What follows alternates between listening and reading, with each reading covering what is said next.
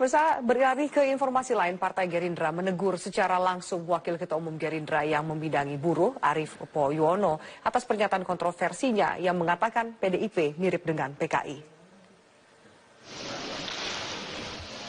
Selain menegur Arief Poyono, Gerindra akan memberikan sanksi kepada Arief atas pernyataan yang menuding PDIP sama dengan PKI.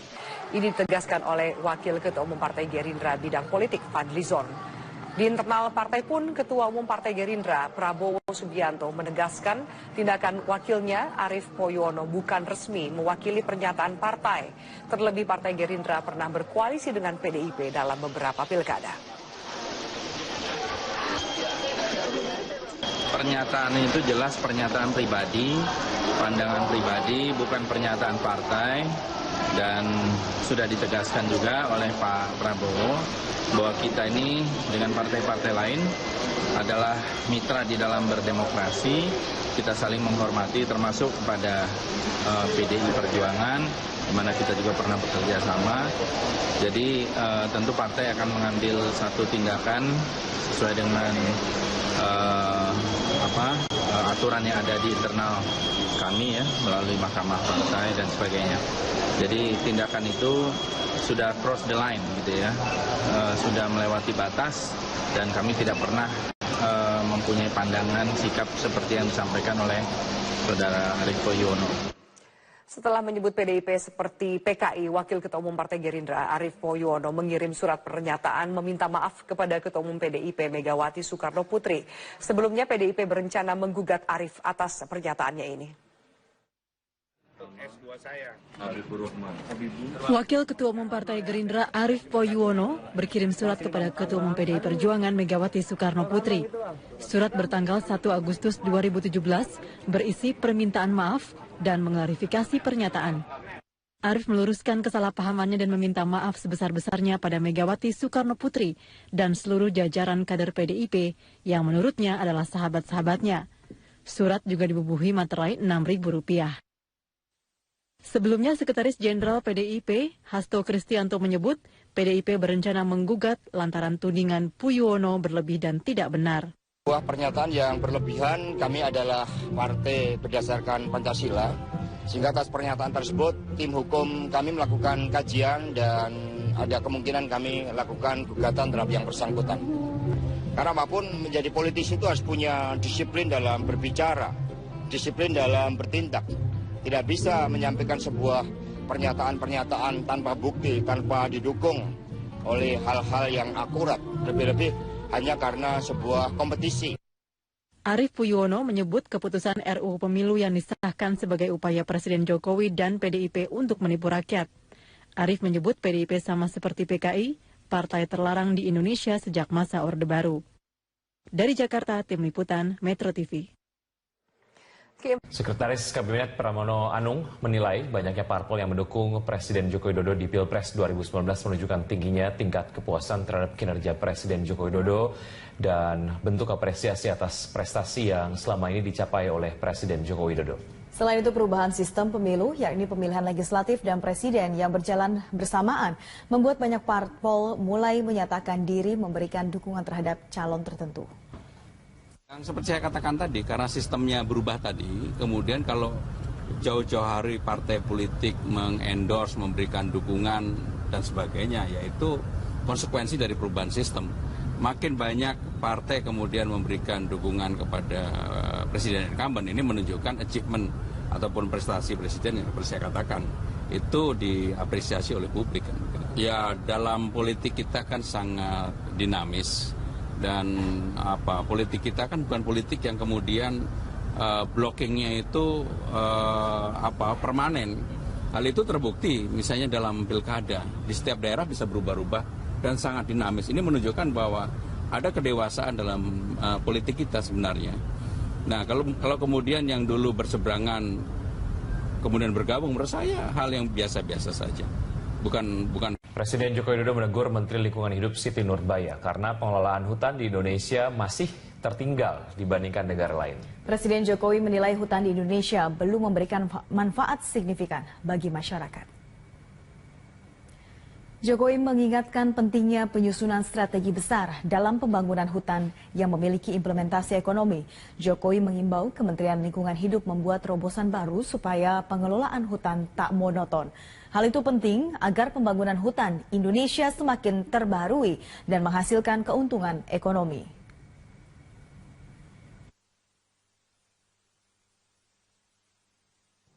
Jangan kita berpikir linier, berpikir monoton, tidak pernah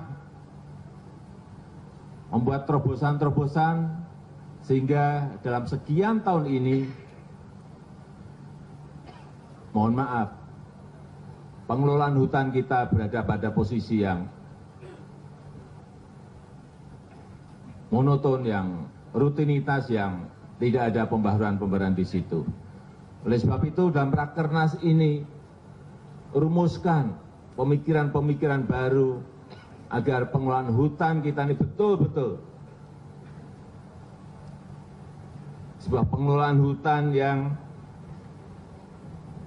secara konsisten nantinya bisa kita kerjakan terus-menerus dan memberikan hasil yang baik. Saya ingin memberikan contoh misalnya Swedia, Finlandia, ekonominya berjalan hampir 70-80% berasal dari pengelolaan hutan yang baik.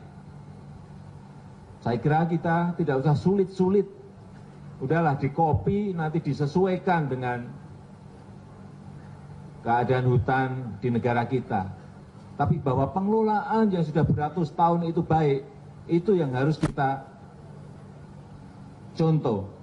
Kita jadikan sampel, kirim dari Kementerian LHK untuk melihat bagaimana pengelolaan hutan dan lingkungan itu bisa berjalan bersama-sama. Ekonominya dapat, lingkungannya juga dapat.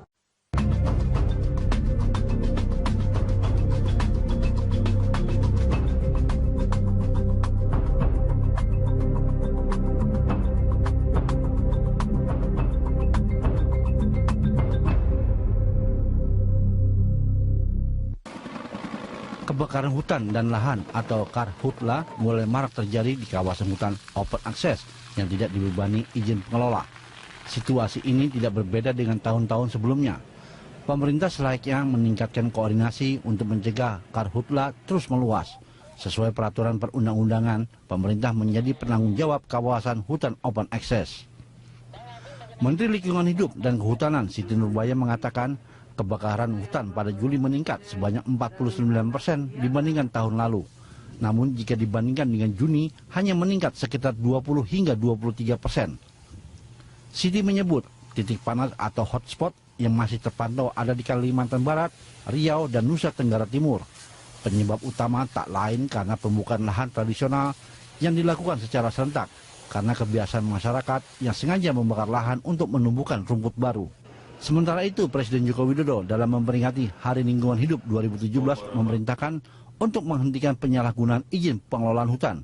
Presiden juga meminta terobosan dalam pengelolaan lahan gambut. Menurut Jokowi, cara peningkatan kesejahteraan masyarakat sekitar hutan dapat dilakukan dengan cara agroforestry atau perpaduan pengelolaan hutan tanaman kayu dengan penanaman komoditas pertanian, dan silvopastur atau praktek menggabungkan kehutanan dan pengembala. Harapannya agar nanti akan ada hutan tanaman energi yang memberi manfaat ekonomi kepada rakyat. Apakah masyarakat sejahtera jika hutan terus terbakar? Bagaimana penanggulangan kebakaran hutan oleh Menteri Lingkungan Hidup dan Kehutanan?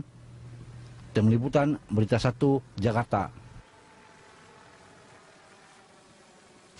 Kebakaran hutan tanpa akhir itulah tema dialog kita pagi ini, dan kita akan membahasnya bersama manajer kampanye hutan dan perkebunan Wahana Lingkungan Hidup atau WALHI.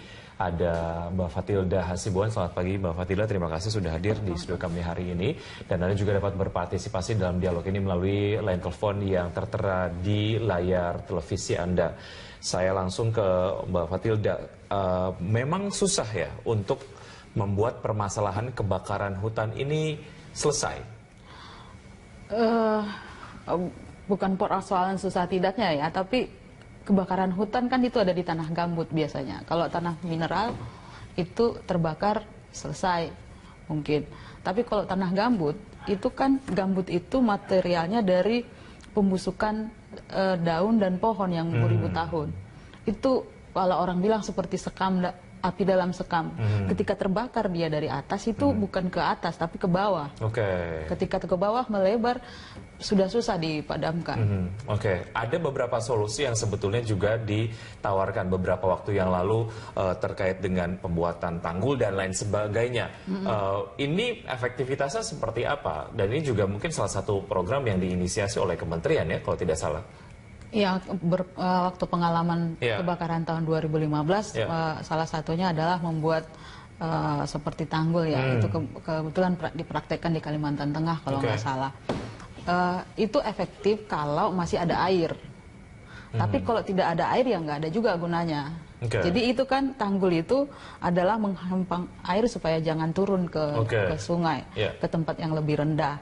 Tapi kalau airnya tidak ada, artinya gambutnya tetap kering. Seberapa akseleratif Kementerian Lingkungan Hidup ketika memang plan A tidak bekerja, harusnya cari plan B untuk akhirnya tidak terjadi lagi kebakaran lahan seperti sekarang? Kemarin ada. Cepat nggak sih geraknya menurut Anda? Kalau ngobrol sama orang-orang kementerian, ada beberapa teknologi mungkin mereka, kebetulan kemarin dialog juga di salah satu televisi, mereka sekarang menemukan teknologi yang langsung menyemprot air ke dalam sumber kebakaran. Di bawah itu. Tetapi permasalahannya nanti lagi airnya didapat dari mana. Memang dibuat sumur-sumur ya untuk menampung. Tapi pertanyaannya, apakah juga air di sumur ini cukup untuk menyelesaikan kebakaran yang telah melebar? Sementara gambut itu karena sudah dibuat tanggul-tanggul itu sangat gampang kering. Ya. Gitu, untuk pengadaan air dan lain sebagainya sejauh ini belum ada solusi yang bisa dilakukan ya? Kebakaran-kebakaran yang kemarin seperti di Kalimantan Barat, keluhannya itu kan adalah jauhnya untuk akses untuk mendapatkan air. Iya. Dan ini masih diupayakan seperti itu ya? Kalau mungkin. Baik. Ya, bicara soal apa yang kemudian juga dilakukan solusi-solusi untuk memecahkan permasalahan kebakaran lahan dan juga hutan di Indonesia. Menteri Siti Nurbaya kemarin juga menyampaikan bahwa sebetulnya memang ada satgas khusus yang menangani itu, tapi tidak bisa berjalan maksimal. Belakangan jarang turun ke lapangan, tidak kemudian akhirnya melakukan pengawasan karena masalah anggaran. Anda melihat ini seperti apa? Apakah ini bisa menjadi satu alasan yang bisa diterima? Di beberapa, saya tidak bilang ini juga berlaku di kebakaran hutan, tapi di beberapa bencana alam dan misalnya seperti banjir, itu biasanya anggaran yang selalu alasan itu tidak bisa maksimal bekerja ya, gitu. Logikanya sih kalau anggaran masalahnya gitu ya, itu memang orang nggak bisa bekerja. Tetapi Walhi tidak di situ, bidangnya tidak di situ. Tapi Anda kemudian melihat ini menjadi salah satu kendala ya? Kalau anggaran sebenarnya yang bisa disikapi kan. Misalnya banyak juga yang ada bantuan-bantuan gitu kan. Bisa diakali lah ya, artinya mungkin ada CSR dari banyak perusahaan yang mungkin bisa dimanfaatkan. Pertanyaannya, jika kemudian anggarannya ditambah, apakah bisa betul-betul bekerja efektif atau tidak? Ya itu tergantung mereka. Seharusnya sih mereka bisa, kalau anggaran bertambah ya kinerja juga pasti lebih meningkat karena peralatan pasti lebih bagus, kemudian biaya-biaya makin ada. Seharusnya. Iya. Saya ingin mendapatkan point of view dari Walhi. Sebetulnya dilihat dari kinerja lah ya kementerian ini untuk menangani masalah kebakaran lahan. Ada di posisi berapa? Dari 1 sampai 10 kita ada di mana sih? Di angka berapa? Kalau kebijakannya menterinya sih responnya cepat ya. Kita harus akui juga menterinya respon cepat. Respon cepat. Efektif atau tidak itu yang sebetulnya diperlukan oleh masyarakat. Efektif apa tidak itu juga. Kemudian ada di posisi berapa kita? ya mungkin 5 ke 4 gitu ya, 5,5. Artinya Presiden Jokowi kemarin juga menyampaikan bahwa kinerja dari Kementerian Lingkungan Hidup dan Kehutanan tidak memuaskan, ya betul-betul objektif gitu ya. Tapi Bapak Presiden juga mengatakan bahwa jangan ada halangan untuk investasi. Itu Kementerian Lingkungan Hidup juga akhirnya bingung harus ngapain dalam mengeluarkan kebijakan, karena satu sisi diberikan target pemerintah agar dapat memberikan manfaat ekonomi bagi masyarakat dan juga secara umum bagi Indonesia menyumbangkan devisa terkait dengan investasi. Di sisi lain juga diberikan target supaya dapat merawat hutan dan juga lingkungan gitu ya. Iya, karena salah satu akar dari permasalahannya lingkungan adalah kan izin ya. Izin itu artinya ada tahapan-tahapan yang harus dilakukan. Di Indonesia kan izin yang agak-agak jadi banyak masalah. Dimainkan. Ya banyak dimainkan. Itu masih terjadi ya, menurut point of view dari Walhi sendiri? Masih terjadi, masih ada AMDAL yang tidak sesuai prosedur. Gitu. Masih banyak AMDAL yang bisa ditawar. Ya mungkin masih banyak. Ya buktinya sebenarnya kita melihat di akhirnya, kenapa misalnya ini kebakaran. Harusnya kan izin yang dulu itu mengetahui bahwa ini adalah gambut nggak bisa kedalaman 3 meter nggak bisa diberikan izin gitu, tapi diberikan izin. Ini ada apa? Gitu. Semua juga pejabat tahu kalau gambut itu terbakar. Semua orang kehutanan kurasa tahu kalau gambut itu sangat mudah terbakar, ketika dikeringkan akan menjadi masalah gitu. Oke, jadi kalau memang ini kemudian masih terjadi, kalau Menteri Siti sampaikan bahwa tidak bisa bekerja maksimal, kalau saya ngelihatnya ini kayaknya nggak kerja sama sekali gitu ya. Artinya permasalahan terkait dengan tawar-menawar AMDAL, law enforcement di situ kayaknya kok nggak kelihatan gitu. Iya, Budi, kalau misalnya penegakan hukum maksudnya kan, kalau penegakan hukum sebenarnya juga kita bisa lihat kalau KLHK beberapa menggugat perusahaan yang membakar gitu ya. Tetapi itu mereka seperti kelelahan jadinya. Karena masalahnya bukan cuma satu perusahaan, banyak. Tapi tidak boleh kelelahan, karena memang ini adalah permasalahan yang sebetulnya memang harus dicarikan solusinya, dan salah satunya itu untuk memberikan dampak jera di perusahaan yang memang nakal ini gitu ya. Iya. Akhirnya kita seperti mau membandingkan kinerja KPK dulu dengan lembaga-lembaga atau kementerian yang lain gitu. Yang menurut kita dulu nggak mungkin dilakukan oleh KPK mungkin gitu. Di KLHK misalnya, nggak mungkin misalnya memadamkan api dulu ya. Kenapa di 2016 misalnya ada penurunan gitu. Jadi saya tidak tahu apa yang terjadi. Kadang-kadang ya kalau kita lihat ini masih ada budaya yang dulu saling lempar tangan. Itu urusannya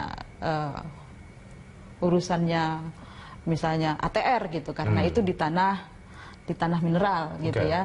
Itu urusannya planologi, di dalam KLHK sendiri mau seperti itu. Itu urusannya planologi, itu urusannya si ini, urusannya si ini. Oke, masih ada kesimpang siuran siapa yang harus tanggung jawab, siapa yang akhirnya harus bertanggung jawab lah ya dalam hal pengelolaan lahan-lahan tadi seperti Anda sampaikan, karena memang banyak kementerian yang terlibat. Oke, kita akan lanjutkan usai jeda berikut. Kami masih mengundang Anda untuk berpartisipasi di line telepon yang ada di layar kaca Anda. Kami akan segera kembali.